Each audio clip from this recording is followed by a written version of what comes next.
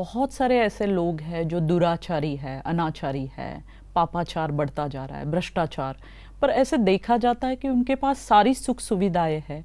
क्या उनको उनके कर्मों का फल नहीं मिल रहा है? इतने पाप कर्म करके भी वो सुखी दिखते हैं। देखो, एक उदाहरण बताते हैं। धृतराष्ट्र ने एक बार श्री कृष्ण जी से पूछा कि मैंने तो इस जन्म में कोई पाप कर्म नहीं किए, फिर मैं अंधा क्यों हुआ? तो उसको कहा, ठीक है, मैं तेरे को एक फिल्म बताता हूँ तेरे पूर्व जन्मों की। तो उसको एक जन्म बताया, दूसरा बताया, तीसरा बताया, 4, 5, 6, 7 ऐसे अनेक जन्म बताए, पर कहाँ भी उसने कोई पाप नहीं किया था। उसने कहा, मेरे इतने जन्म आपने बता दिए, मैंने तो कोई पाप नहीं किया। फिर उसको उसके बाद उसका 10वां 11वां जन्म बताया। उसमें एक नौजवान लड़का था। अच्छा। और वो नौजवान लड़का बड़ा चंचल था। वो एक दिन जंगल में गया और एक पेड़ के ऊपर चढ़ गया। पेड़ में वहाँ चिड़िया ने घोंसला बनाया हुआ था, उसके छोटे छोटे बच्चे थे उसमें।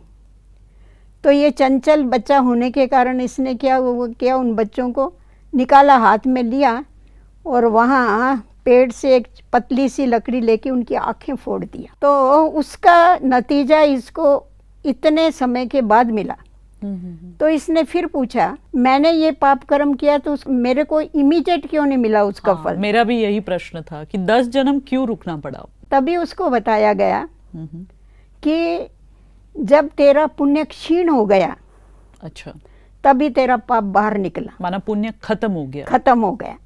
तो पुण्य खत्म होने के बाद तुम्हारा पाप का खाता चालू हो गया। ओके। तो कभी भी कोई अपने कर्मों से छूट नहीं सकता है। भले अभी वो सुखी दिख रहे हैं, अभी सुखी दिखते हैं आपको, परंतु उसका नतीजा सुख नहीं होता है। अगर वो भ्रष्टाचार करते हैं, दुराचार करते हैं, आप देखेंगे ऐसे जो मनुष्य होते हैं उनके पास सुख सुविधाएं हैं, पर बहुत करके उनकी जो संतान है नालायक निकलती।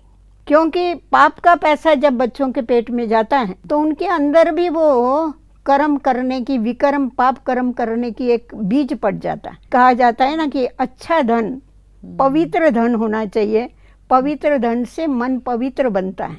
अच्छा। तो जो पाप करते हैं, तो ये कितना बड़ा दुख है, आप मेरे को बताओ। अगर संतान लायक नहीं हो गए, आज उनके पास अनेक पदार्थ है, पर आप वो 2 रोटी भी नहीं खा सकते। कुछ शुगर हो रहा है, किसी को क्या हो रहा है, ये क्या है?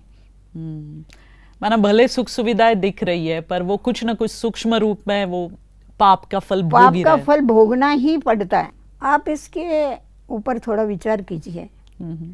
लोग कहते हैं कि अगर तुम चोरी करने की तुम्हारी आदत होगी, तुम जाके बिल्ली बनेगी।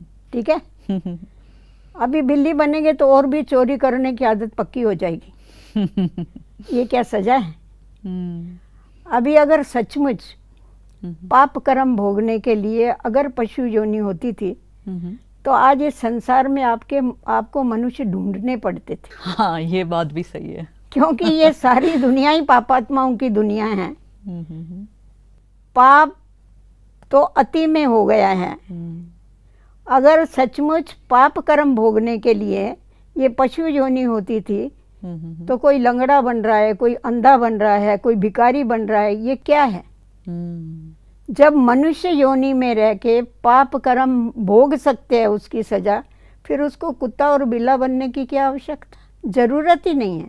तो मनुष्य आत्माएं जो पाप कर्म करती है, वो भोगने के लिए वो मनुष्य का तन का ही आधार लेती है। जैसा हम आम का बीज बोते हैं तो उससे केले का पेड़ नहीं निकलता है, वैसा मनुष्य आत्मा ये मनुष्य के तन का ही आधार लेगी, पशु पंछियों का नहीं लेगी, परंतु उसका जीवन उन जैसा होगा। ओके। तो ये उनको बड़ी सजा मिलती है।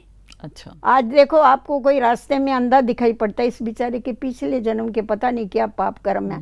अंधा है, लंगड़ा है, इसको पैर नहीं है, नेचुरली मुंह से निकलता है ना। और किसी को कोई ऐसी बड़ी बीमारी होती है, कहते हैं पता नहीं इसने क्या पाप किया, इसको इतना भोगना पड़ता है। तो भोगना जब इस मनुष्य के शरीर में रह के भोग सकते हैं, फिर उसको योनि परिवर्तन करने की क्या आवश्यकता है?